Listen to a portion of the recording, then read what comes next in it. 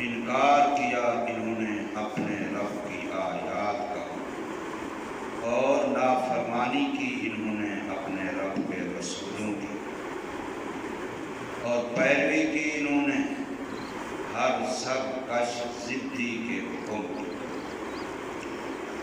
اور پیچھے لگا دی گئی ان کے اس دنیا میں بھی لعنت اور قیامت کے دن بھی۔ سن لو بے شک قوم عاد، انکار کیا انہوں نے اپنے رب کا، سن لو اللہ کی رحمت سے دوری ہے قوم عاد کے لیے جو حضرت ہود علیہ السلام کی قوم ہے۔ سورہ ہود کی آیت نمبر 59 اور 60، یہ دو آپ حضرات کے سامنے پڑھی اور ترجمہ کیا ہے۔ اس سے پیچھے قوم عاد کے حالات گزرے ہیں۔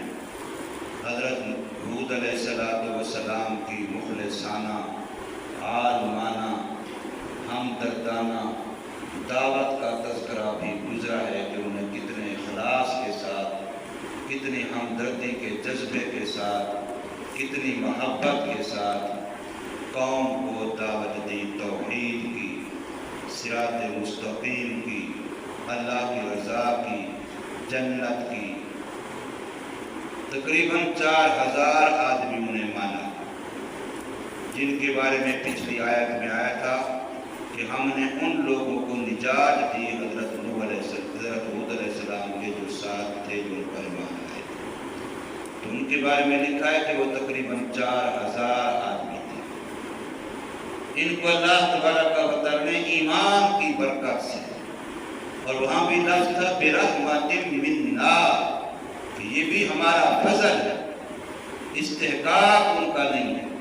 آج ہم 2 نمازیں پڑھتے ہیں تو انتظار کرتے ہیں کہ ابھی ہمیں کیا مقام ملے گا، کیا ہم پر اس کے دروازے کھل جائیں گے، ہماری فیکٹری ابھی چل پڑے گی۔ بس 2-4 نیکی کے کام کرتے ہیں تو انتظار ہوتے ہیں۔ اور وہاں یہ کہ جو لوگ مجاہدہ کر کے پیغمبر کے ساتھ ساری قربانیاں دے کے بڑے مخالف اور ناموافق حالات میں ایمان پر ڈٹے رہے، پکے رہے، ان کی بھی نجات کی بات آئی تو اللہ نے فرمایا برحمت منا، یہ تمہارا استحقاق نہیں ہے، یہ میرا فضل ہے کہ ہم نے تمہیں اپنی رحمت کی وجہ سے بچا لیا۔ تو اس لیے بندہ جتنا بھی نیکی کر لے، جتنا بھی نیکی کر لے، جتنا بھی اللہ اس سے کام لے لے دین کا، پھر بھی کبھی اپنی طرف نسبت نہ کرے، بلکہ یہ سمجھے کہ میرے اللہ کا فضل ہے، اسی نے توفیق دی ہے۔ اگر وہ توفیق نہ دیتا تو میں کیا تھا؟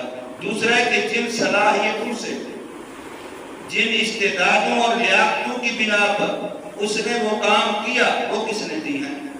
وہ لیاقتیں کس نے دی؟ وہ استعدادیں کس نے دی؟ وہ علم کس نے دیا؟ وہ صحت کس نے دی؟ وہ وقت کس نے دیا؟ وہ دل دماغ کس نے دیا جس کی وجہ سے تو نے دین کا کام کیا ہے؟ وہ بھی تو میرے اللہ کا دیا ہوا تھا۔ اس لیے کبھی اپنا کمال نہ سمجھنا، کبھی اپنے اندر اترانا نہ کہ میں نے بڑا تیر مار لیا ہے، بلکہ ہمیشہ سمجھنا میرے اللہ کا فضل ہوا ہے۔ ورنہ اللہ ہاتھیوں کو ابابیل سے مروا سکتا ہے۔ اللہ کو ہاتھیوں کو مروانے کے لیے کسی ہاتھی کی ضرورت نہیں ہے، وہ ابابیل سے بھی ہاتھی مروا سکتا ہے۔ وہ اپنی مخلوق میں سے جس سے چاہے ایک ہدہد سے کام لے کر کے پوری قوم سبا کو ہدایت دے سکتا ہے۔ ہدہد پرندہ، اس سے کام لے کر کے پوری قوم سبا کے لیے ہدایت کا ذریعہ بنا سکتا ہے۔ تو اس لیے فرمایا 4000 کے قریب تو آدمی مان لائے اور وہ نجات پا گئے، اور باقی قوم جن پر کئی دن تک آندھی کا عذاب، کئی راتوں تک آندھی کا عذاب، اور ان کی طاقت غرور سب خاک میں مل گئے، اور ان کی جو قد آور، زور آور، اور اپنے آپ پر ان کو گھمنڈ تھا کہ ہم بڑے طاقت والے ہیں، اللہ نے ایسے پٹک پٹک کے مارا کہ سر کہاں پڑا تھا، دھڑ کہاں پڑا تھا، ٹکڑے ٹکڑے ہوئے پڑے تھے جیسے کھجور کے درخت ہوتے ہیں، اس انداز سے ان کا حال تھا۔ اور اللہ نے مارا بھی ایسے کہ جیسے کھجور کے درخت کو اگر کلپیاں دی جائیں، کبھی اوپر والا حصہ نیچے، کبھی نیچے والا حصہ اوپر، 2-4 کلپیاں ٹکڑے ٹکڑے ہو جاتا ہے، تو یہی حال انسانوں کا تھا. اللہ نے اسی ان کی حالت کے اشارہ کیا. وَتِلْكَ عَادٌ، یہ ہے قوم عاد. یہ قوم عاد ہے جن کو بڑا گھمنڈ تھا، اور یہ ان کے کھنڈرات ہیں، یہ ان کے مکانات ہیں، یہ ان کے روب اور دبدبے کی جگہ ہیں جہاں وہ تکبر سے چلا کرتے تھے، تکبر سے رہا کرتے تھے، اکڑ کے چلا کرتے تھے، اکڑ کے رہا کرتے تھے. یہ ہیں وہ جگہ. ذرا ان کو عبرت کی نظر سے دیکھو، چشم عبرت سے ان کو دیکھو. یہ قوم کیا اپنے اوپر گھمنڈ کرتی تھی اور آج ان کا حال کیا پڑا ہے. فرمایا ان کے کھنڈرات کو چشم عبرت سے دیکھو. یہ وہ قوم عاد تھی جن کے بڑوں نے بہت کم تراک سے، بڑی ڈٹائی سے، بڑے ضد اور ہٹ دھرمی سے، اپنے آپ میں تکبر کے انداز سے اپنے پروردگار کی باتوں کا مقابلہ کیا. ان کی نافرمانی کی بلکہ ان کا مقابلہ کیا. آگے سے اپنے آپ میں اپنے نفسانیت نے ان کو پتہ نہیں کہاں سے پہنچا دیا، کہاں تک، اور اللہ کے نبیوں کی نافرمانی کی. تو پھر ان کے بعد والے ان کے چھوٹے بھی اپنے بڑے شیطان کے پیچھے ہی چلتے رہے. اس لیے اگر گھر کے اندر بڑا اچھا ماحول چھوڑ کے جائے گا تو پھر بعد والے اس گھر میں پلنے والے بچے بھی اسی ماحول سے متاثر ہوں گے. اگر گھر کا بڑا گھر کے اندر برا ماحول چھوڑ کے جائے گا تو پھر وہاں گھر کے باقی افراد بھی گھر کے اسی ماحول سے متاثر ہوں گے. تو فرمایا وَتِلْكَ عَادٌ، یہ ہے قوم عاد، اور یہ ہے قوم عاد کے کھنڈرات، یہ ان کے مکانات، یہ ان کے تکبر کی چالوں کی جگہ. ذرا دیکھو کہ نام و نشان آبادی کا نظر آتا ہے. ایسے پڑا جیسے غربت ہے. کبھی کوئی انسان پتنی صدیوں پہلے کبھی کوئی آباد رہا ہوگا. ایسے ویران کھنڈرات، بنگلے بھوت بنے پڑے تھے ان کے مکانات جن پر وہ اتراتے تھے. جاہدوا بآیات ربہم، وجہ کیا بنی آخر اس عذاب کی، اس سزا کی؟ نافرمانی کی، انہوں نے انکار کیا، انہوں نے اپنے رب کے احکامات کا، آیات کا. وعصوا رسلہ، یہ جملہ بڑا قابل غور ہے.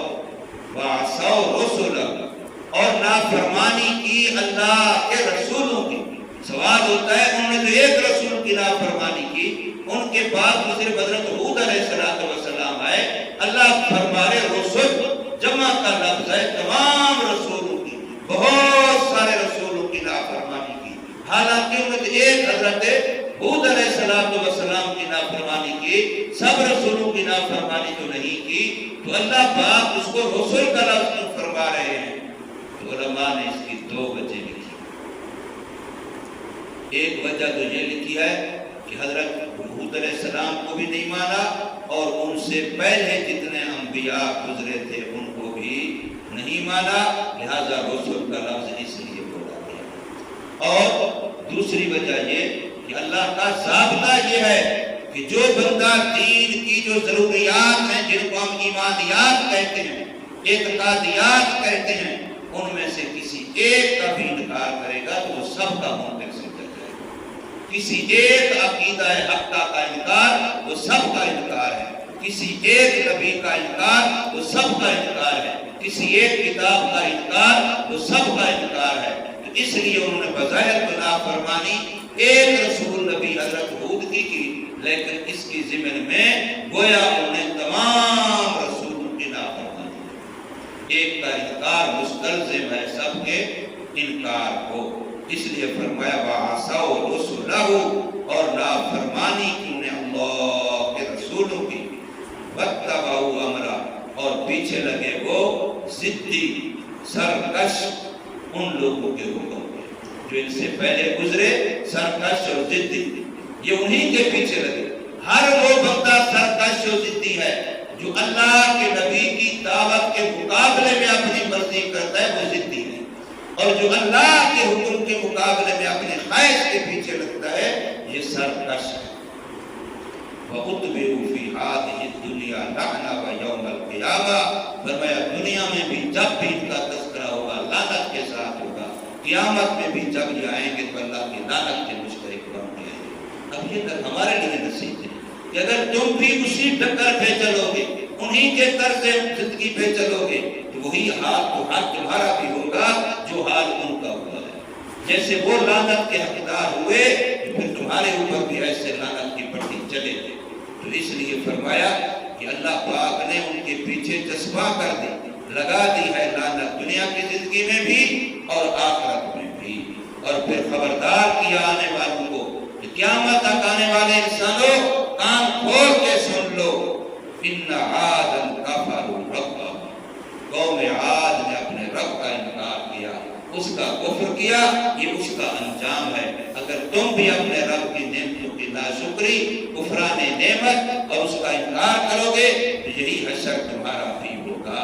الا کان کھول کے سن لو، بعدا لعاد قوم ہود، اللہ کی رحمت سے دوری ہے. اور اسی کا دوسرا لفظ ہوتا ہے لعنت ہے. بعد عن رحمت اللہ کا نام ہی لعنت ہے. لعنت کا معنی ہی بعد عن رحمت اللہ ہے. تو ان کے لیے اللہ کی رحمت سے دوری ہے قوم عاد کے لیے. کون سی قوم عاد؟ جو قوم ہود ہے. اس کی یا تو عطف تفسیری ہے اور یا پھر یہ کہ عاد کی دو قسمیں تھیں، ایک عاد اولا اور ایک عاد آخرہ.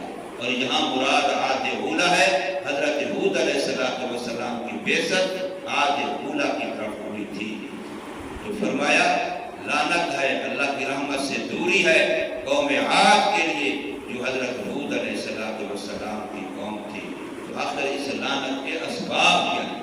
وہ پاگل تو نہیں تھے، وہ بھی آج کل کی اس لحاظ سے کون سی نعمت سے وہ محروم تھے. پہاڑوں کو تراش کر کے وہ اس وقت گھر بنا رہے تھے جب مشینری دور نہیں تھا، سائنس نہیں تھی. اس وقت کوئی مشینیں نہیں کہ پہاڑوں کو چیر لیتے، ہاتھوں کے ساتھ وہ ایسا پہاڑوں میں ان کے اندر پورے محل، پوری کوٹھیاں، پورے مکانات گھر ایسے پہاڑوں کو تراش کر کے اندر بنا لیتے. اور اب دنیا کھنڈرات ان کے نکال کر کے آثار قدیمہ میں دکھا رہی ہے کہ یہ قوم عاد نے پہاڑوں کو یوں تراشا.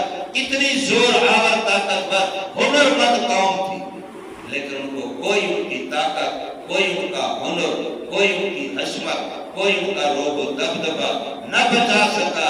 جب انہوں نے اللہ کا انکار کیا، کفر کیا اور اللہ کے نبیوں کی نافرمانی کی تو ان کو ان کی کوئی قابلیت، کوئی صلاحیت، کوئی صفت اللہ کی لعنت سے نہ بچا سکی. اللہ پاک ہمیں سمجھ نصیب فرمائے، عمل کی توفیق.